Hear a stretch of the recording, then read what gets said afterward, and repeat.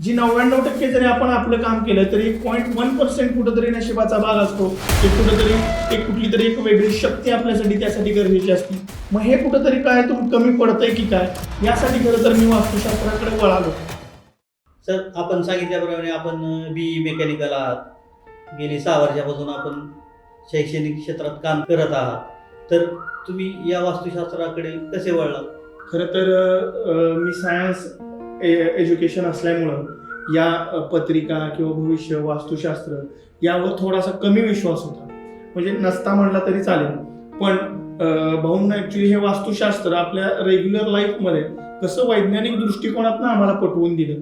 Scientific व्ह्यूनं या गोष्टी सगळ्या सांगितल्या, त्या पटल्या आणि त्याचा फायदा पण आम्हाला आत्ता दिसत आहे. म्हणून तर ॲक्च्युली खरं तर आम्ही या गोष्टींकडे वळालो. मग असं कुठंतरी वाटलं की आपण तर आपले 100% देतोय, की मग अजून कुठली एक गोष्ट असते जी 99% जरी आपण आपलं काम केलं तरी 0.1% कुठंतरी नशिबाचा भाग असतो.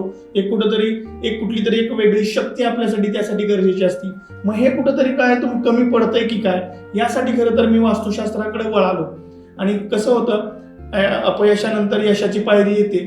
की यशाचा ॲक्च्युली पूर्ण जिना चढलो तरी पण यश काही अपयशानंतर आलं नव्हतं.